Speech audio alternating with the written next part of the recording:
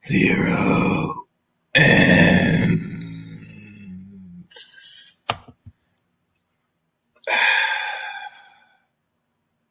Welcome. Yes, and welcome again to a very interesting new little series that's created here on Zero Endz /podcast/ the YouTube. This is a very much, I will say, a lengthy series.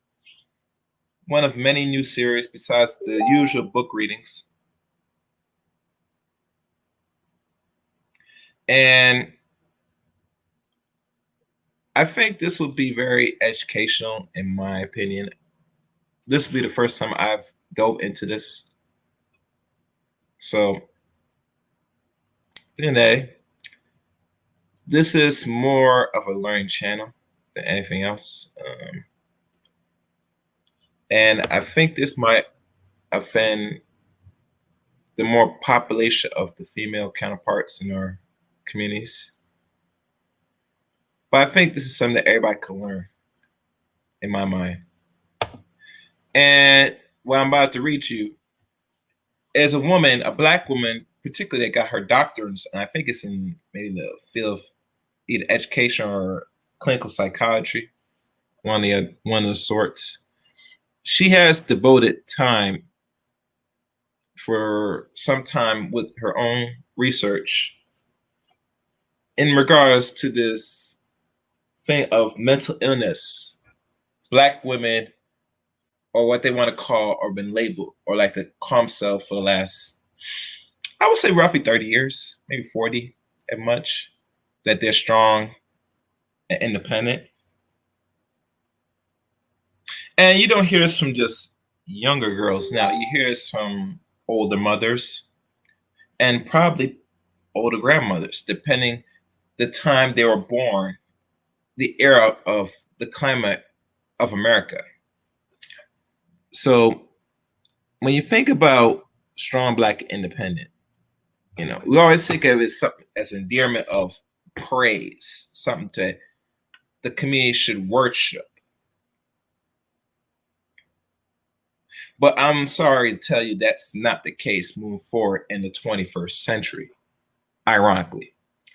All that you have to learn or view of what is strong Black, and it's going to be challenged in this series.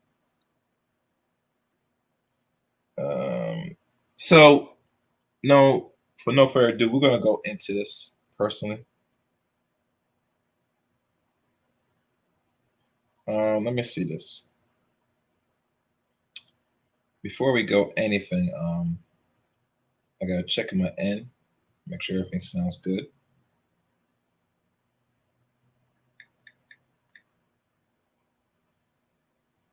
So I'm just testing the quality of the sound now.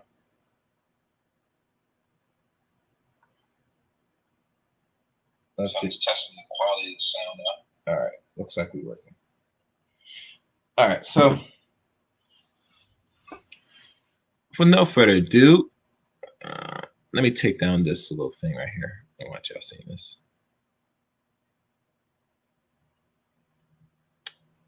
Let me find it. Oh, make sure you share this podcast to those who want to hear this.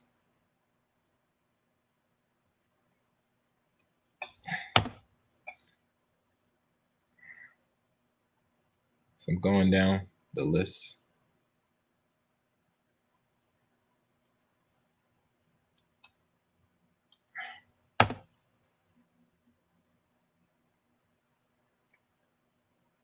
Okay. I'm just going through one last looking. Yeah, looks like we're good. All right. Where is this nice little booklet? And the author of this book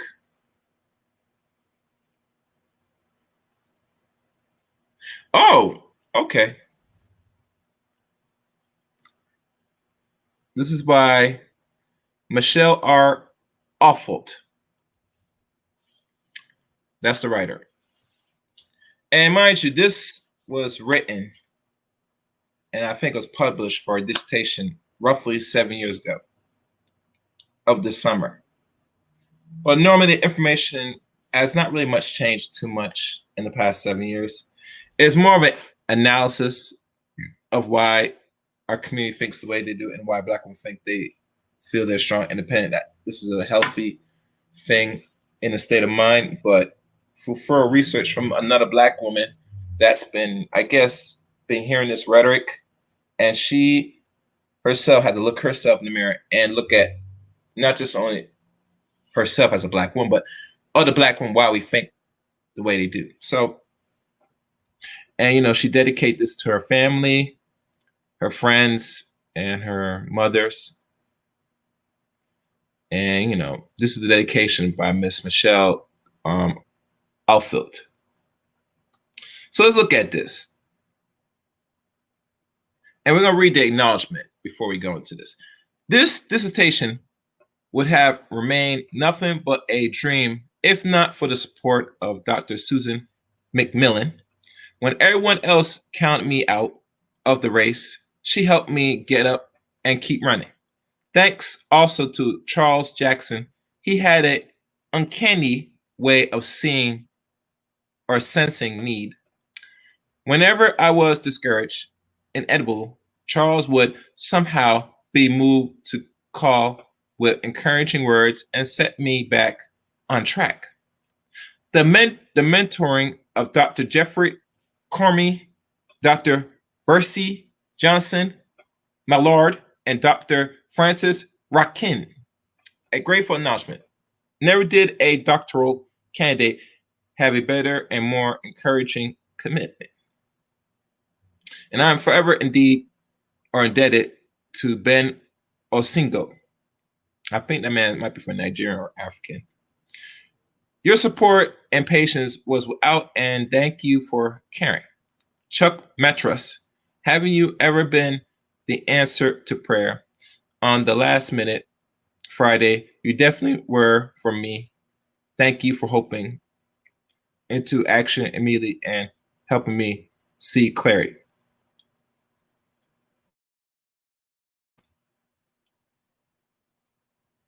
Okay. And family, to my sister Kimberly, Atlas, and many other personal people, and she said much love. So that's the dedication piece or acknowledgement. And through this table of contents, there are a list of tables, list of figures, abstracts, and this goes all the way up to chapter 5. So there's 5 chapters. And each chapter, which depending how lengthy it is, I will probably deal with just the beginning basics of this because this is part 1. And for part 1, the next time I will go even further down each particular chapter. I'll break this in subparts so people can go back to this podcast and listen clearly. So we're going to go through just the introduction today and then work our way the next time for other podcasts or broadcasts. So let's look at chapter 1. Well, actually, before we go to that, let's go to list of tables. Table 1 through table 6. Frequency and percentage of women by educational level. Table 2, frequency and percentage of women by income level. Table 3, means and standards, deviations of study variables. Table 4, means and standard deviations for SWB subscales. Table 5, correlation matrix study variable and demographics. And table 6, correlation matrix subscale and studies variables. And there's a conceptual framework, which lists the figures. Now, the abstract part. Black women suffer from overweight and obesity at an alarming rate. 80% of all Black women are overweight or obese. Now, mind you, if y'all remember from other podcasts and streams from other content creators, particularly male content creators, they always talk about the obese rate of not only, well, they don't talk much about Black men per se, but let's say for Black women, that is pretty high and is roughly over 70%. Some even go as far as what she said here, 80%. And this was 7 years ago. Now, if we look at today, because there's a new census and probably some data probably that's updated now, this number has not really changed in the last 7 years of the writing of this dissertation in her book to get her doctorate degree. This trend may lead to greatly increased morbidity and mortality, increased healthcare costs and loss of healthy years of life. There are many possible factors, though the contribution to obesity in Black women, however, is the cultural person of the strong Black woman, SPW, or the ideology that promotes unflagging toughness, denial of self-need may be the basics for behaviors that contribute to steady states of obesity in this group. The purpose of this study was to investigate the relationship between the SBW, which means strong Black woman, it's abbreviated, so if y'all don't know what SBW is, that's what it is. Depression and emotional eating. The 2 predominantly Black churches in South St. Petersburg, Florida, were included. A total of 66 women consent to participating during their monthly women fellowship meetings. Each woman was asked to complete a pack of 3 instruments. The Strong Black Woman Cultural Construct Scale is 22 items instructment was scored on a 5-point LinkedIn-like scale or Lurkin-like scale, with a total score of an inventory ranging from 22 to 110. The mean total score for this inventory was 74.62 with a SD of 8.70. The SBW CCS has three subscales measuring effects, regulations, card taking, and self reliance. The effects regulation is a 7-item subscale with scores that range from 7 to 35. The mean total score for effective regulation was 21.35 with an SD of 4.39. Card taking is an 8-item subscale ranging from 8 to 40 points. The mean total score for card taking was 25.11 with an SD of a 4.47.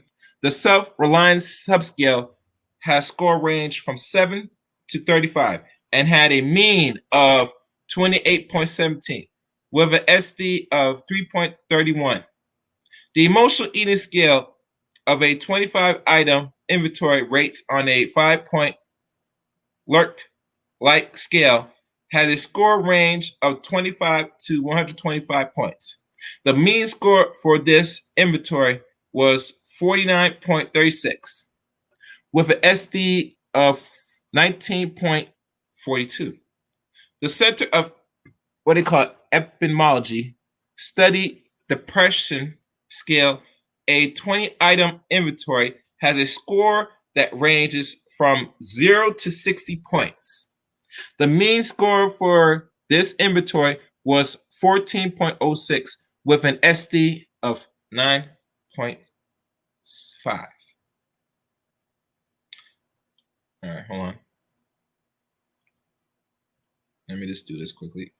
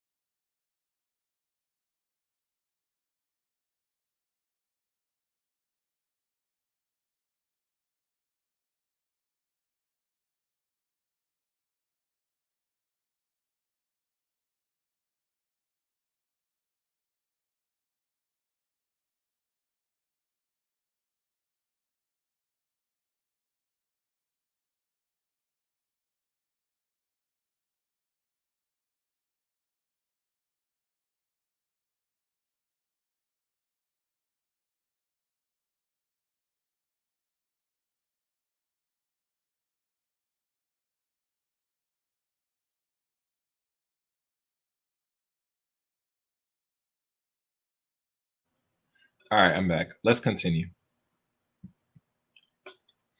Personal product movements correlation were run to determine if there were any relationship interactions among the three variables and the subscale. No relationship were found between SBW and depression or between SBW and emotional eating. However, the relationship between depression and emotional eating was statistically significant. And it shows here R equals 0.27 and P is less than 0.05. If I'm right with the what it called greater or less. No relationships were found between the three subscales in emotional eating, nor was there a relationship between depression and caretaking or depression and self-reliance. However, the relationship between depression and effective regulation was statistically significant. R equals 0.28, P is less than 0.5 or greater than one or the other. The finding regards the relationship between SBWs and depression and also SBWs. The emotional eating were inconsistent with the current literature suggestion that either response bias or some other source of bias. Interference with the relationship, however, the significant relationship between depression and emotional eating, along with depression and affect regulation, were consistent with previous studies. Further research is needed to determine if there is response bias due questioning on the instrument being an odd with strong identification with the SBW's personal and also to determine levels of depression in this population. A more complete understanding of these relationships is needed before culturally significant intervention for psychosocial factors supporting obesity in Black women may be developed. Now we go into the chapter. And this is going to deal with a study dealing with obesity predominantly first.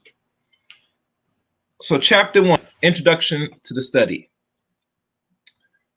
Obesity in America is a national crisis that shows no signs of abating. A short article in the January 18, 2011 issue of Scientific American magazine starkly observed that obesity is posed to overtake smoking as the single greatest factor contributing to early death. Friedman, 2011. The statistics report by the Center of Disease Control, CDC, reveals that over a third of Americans are overweight, and the rate of overweight in individuals are also increasing every year. A recent study of the Journal of the American Medical Association report that obesity caused over 160,000 excessive deaths each year. Friedman, in 2011, para 1, healthcare costs associated with morbidity and mortality are staggering. Friedman, 2011, notes for a person of 70 pounds overweight or more is the added medical costs over the course of a lifetime are approximately $30,000 or more than for an average weight person. Minings, Ja, Lee, and Lemkin of 2008 provides the interesting and alarming facts that obesity is responsible for the annual loss of more than 7 million healthy years of life in the US alone. And that's on page 501. So that I'm not gonna read the page lines where it's found. Probably I will put this in at the end of this, well, not at the end of the broadcast, but when this concludes, I will probably put the reference for people to look at for themselves. While obesity rates have soared over the last 3 decades across most demographics groups in America, the rate of increase have remained large and consistent.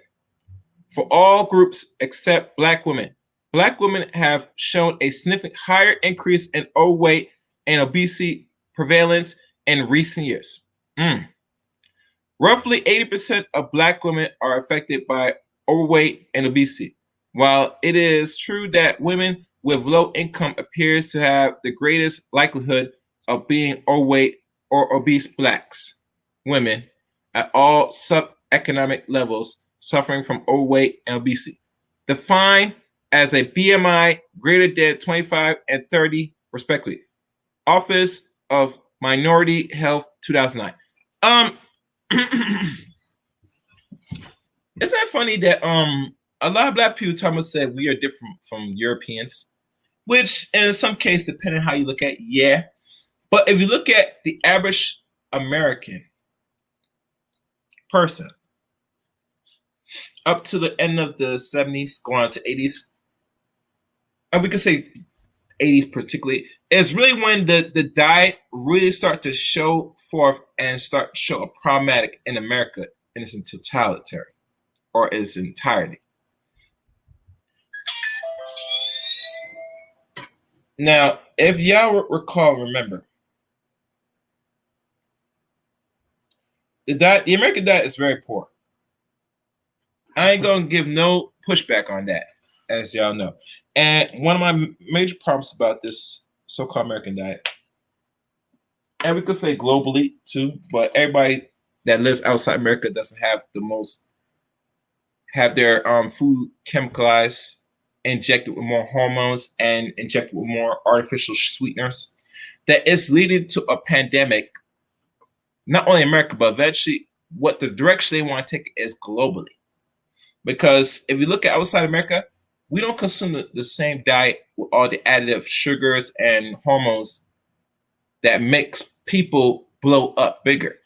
As you know, cow milk, because milk is blown up with hormones, blows you up as a person. It makes your organs bigger, which at the end will make your whole physical anatomy bigger as well.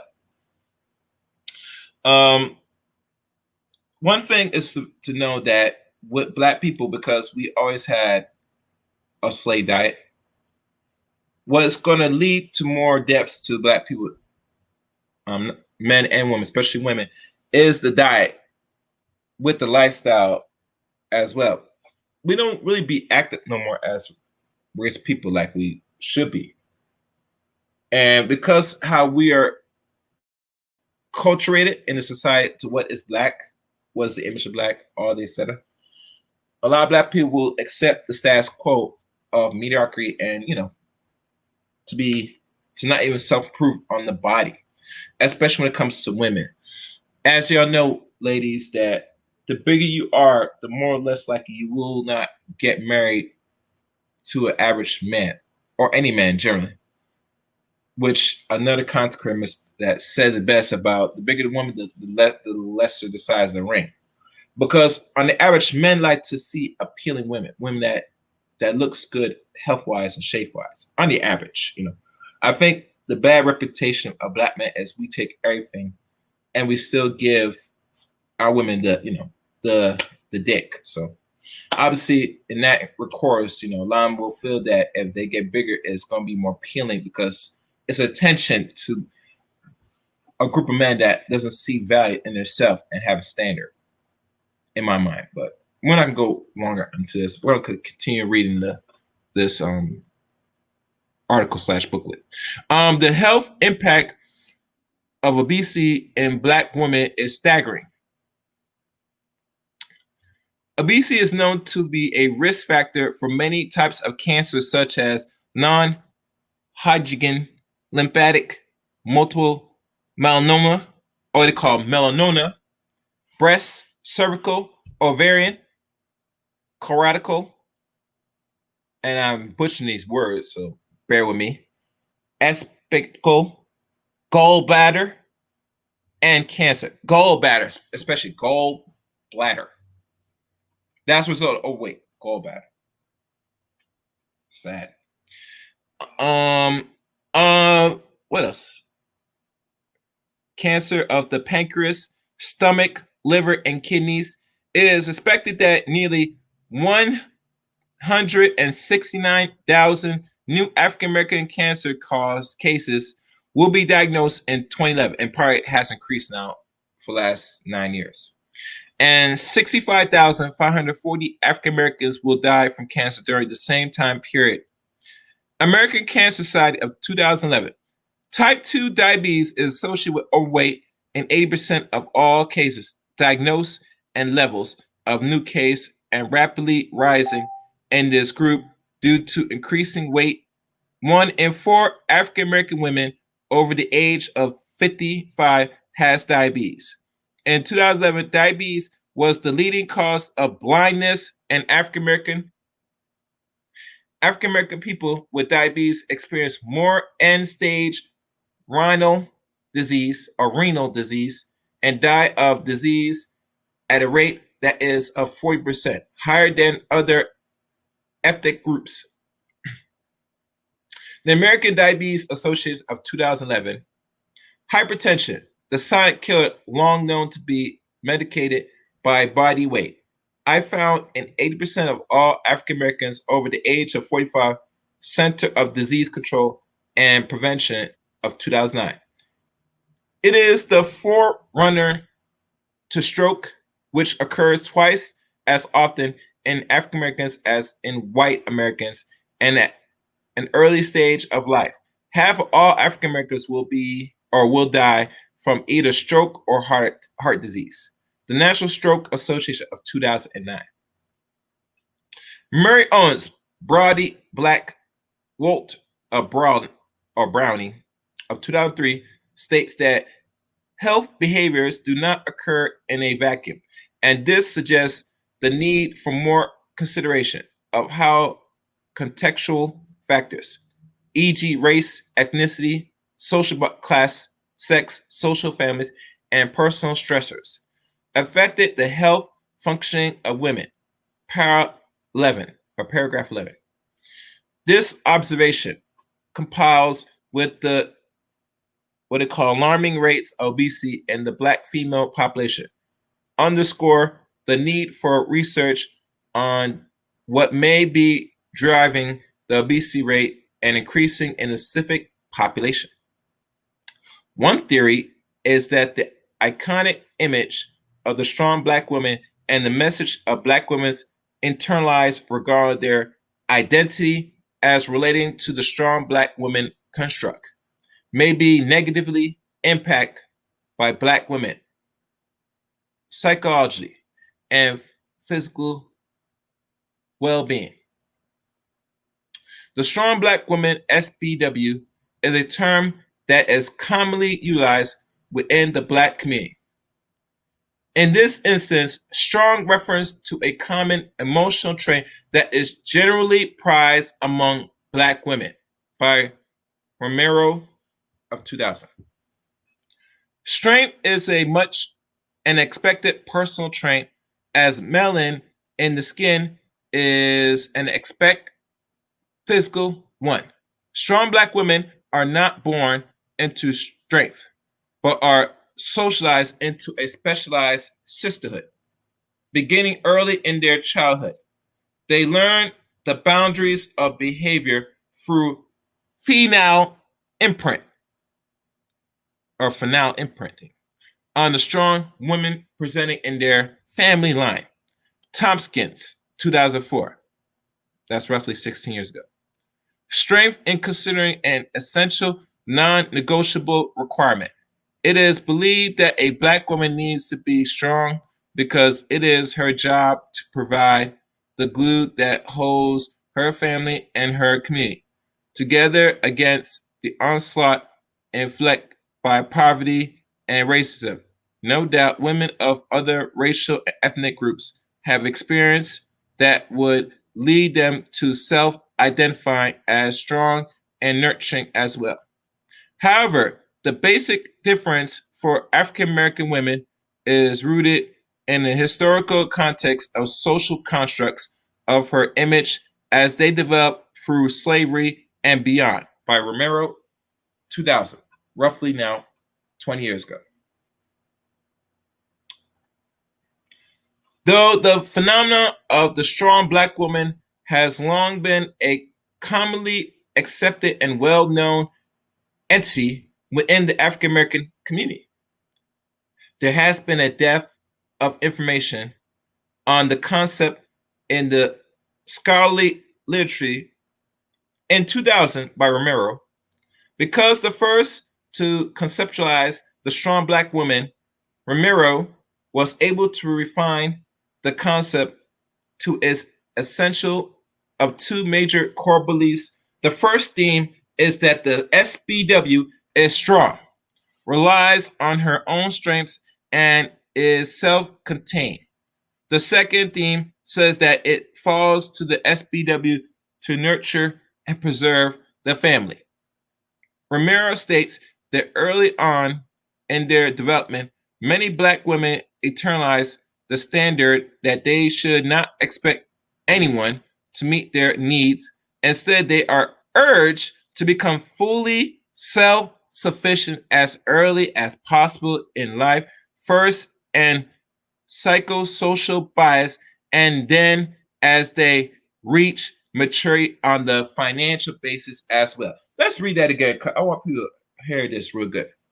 The man states the early on in their development, many Black women internalize the standard, but they should not expect anyone to meet their needs. Instead, they are urged to become fully self-sufficient as early as possible in life, first on a psychosocial bias, and then as they reach maturity on a financial basis as well.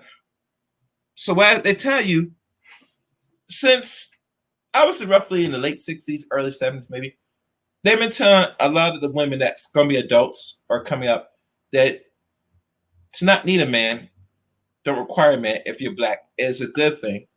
You should be self-sufficient from the start, even to the point where, if everything plays out, maybe you could take on a man. And to me, when I read that, to me, that's a backwards thinking, because men always find themselves, once they become sufficient, then they should, at the end, they look for a wife and marry. But the roles have been reversed. That was written right here. Because many factors could play. The environment, which we don't control as people, plays a factor, but also what they call institutionalization of what is and who is who. You get your learning and your development through institutions. A lot of scholars, from Mr. Clark to Amos Wilson, so all I'm telling you the importance of institutions. And you have to control your institutions because they shape your reality and shape your thinking of the world. But let's go on, because there's many more onto this. It should be said that in and itself, the image of SPW is not necessarily a negative. Indeed, becoming a strong Black woman involves acquisitions of a certain amount of cultural pride and self-confidence. Rather, it is when that image becomes iconic to the exclusion of consideration for the women's beneath the concept that negative consequence occurs. Black girls don't cry. They shake and bend and explode, but they never break. And all the Black and white still of Rosa Parks arrested in Montgomery, because she was tired and dared to sit, she shed no tear. She is strong. She is unflappable. Jones and Shorter Goodwin of 2003, roughly 17 years ago, and that's on page 18. The value of reaching a state of unshakable strength is a highly prized that, to this day, one of the worst insults you can level at a Black woman is to call her weak. Benfo Lafont, 2005. Or they're called Benifo Lafonte. Or Bella Lafonte. Oh, okay. 2005. That's not 15 years ago. It is isolation that is the most problematic aspect of an SPW image, particularly because the Black woman is often socialized to accept solidarity actions as a cultural directive. She then feels pressure to do it all, and when she cannot, her self-esteem suffers. She can only conclude that she is falling short of achieving the very essence of what she has been socialized to believe a Black woman contains. Harris Lacewell, 2001. This perceived failure can lead to guilt and shame, followed by an increase in stress and decrease in self-esteem, and growing depression, which in terms can affect food consumption. A classical study by Wolcott McQueen Selvin, Dan Langen, 1995, linked feelings of depression of being overwhelmed by tasks with how women eat.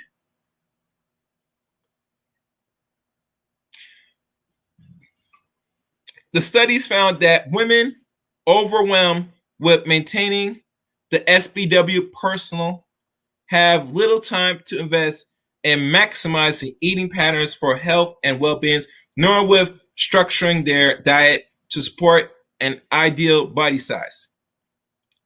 There has been a depth of research examining the possible effects of the SBW, facade, on the rates of depression and obesity. In the population, the quantitative study investigates the relationship of the strong Black woman persona, depression, and emotional eating within this group. The primary aim, and let's go into this, the purpose of the quantitative study was to examine the social, psychological process of the strong Black woman personal as a possible influence upon depression, emotional eating, and African American women. The findings of the study provides significant insight into the psychosocial process that support overweight and obesity within the population. The findings of the study provide significant insight into the psychosocial process that supports overweight and obesity within the population. The findings of this study provides significant insight into the psychosocial process that supports overweight and obesity within the population.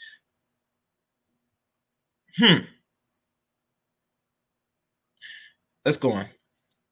The study explores the research question: is there a relationship between the psychosocial phenomenon of the strong Black woman and overweight or obesity in African American women? The significant aim of the study were to explore the relationship between strong Black woman ideology and depression in African American women, and to explore the relationship between strong Black women and the ideology and emotional eating in African American women.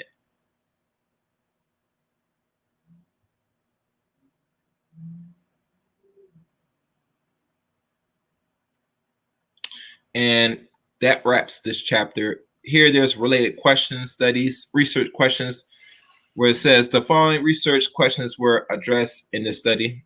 Was the relationship between SBW ideology, depression, and Black women? That's a question mark.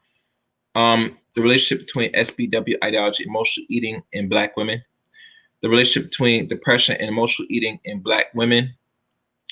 Definitional terms: strong Black woman is psychological or psychosocial beliefs and an inner unlimited strength to withstand adversity. The strong Black woman also is a caretaker who always puts others ahead of herself, denial of her own needs and weakness, and an integral part of the syndrome by Romero of 2000 and Tompkins in 2004.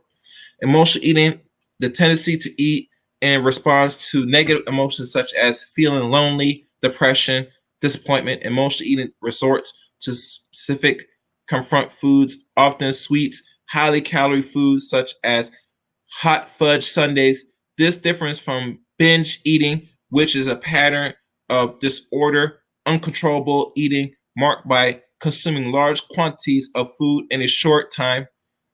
Nguyen, Rodriguez, Yusker, and Spurgiti Mertz, 2009. I try to pronounce those as possible. Depression: loss of interest and enjoyment of reduced energy, leading to increased fatigue, diminished activities, marked tiredness after only slight effort in common. Other common symptoms are reduced constraint and attention, reduced self-esteem, self-confidence, ideal and guilt and unworthiness, and bleak. And pessimistic views of the future of disturbed sleep, World Health Organization, 1992. Significance to nursing: the study asserts of levels of strong Black women ideology in the participation among with the presence of depression, emotional eating behaviors and research to pose was that women with higher levels of SBW identifications would also show the persist and depression of emotional eating, and that the three would be related to some fashion. And the results of this study provides information not present in current literature to be understood factors that may be contributing to the continued rise of obesity rates in this population. The increased understanding could provide guidance towards methods of some effective addressing treatment approach and in the future. And we stop right there. So the one thing and what is to come, there are a total of 5 chapters. The first chapter was gone through, and it lays the ground or the workings of what is to known of this myth, or really to say this so-called thing that it is a mental illness if you're strong and you're Black and you're independent. The strong Black woman syndrome is a reality. It is something that maybe psychological books have put in print, possibly. And I say possibly because usually when it comes to controlling people and populations, especially amongst other racial groups, they run a lot of experiments how to get the best outcome in controlling a society of people that knows that they're still behind enemy lines in regards to how they view themselves and each other. A lot of men, especially Black men, have real honest opinions about their female counterparts because, they fell for the biggest trap. See, most men, we don't fall for traps on the average, besides, if we decide to go out the community, which I don't advocate. But we have to understand the real cause and effect. And it still leads to other groups of men, mostly, what they call Europeans that run things, have caused a problem and will always bring the antidote for the solution, which they don't, because if you create the problem, then obviously you always going to present the solution. In regards to Black people and Black women, you know what the problem is. A lot of dudes have been saying this for years now. I've been listening to the same space, and I have to agree that you're going to have to change certain things, whether you like it or not, in this uncertain environment. But, that's only the first chapter. As we go down for each chapter, we'll look in with commentary of what really leads to this, and we'll see where it goes from here.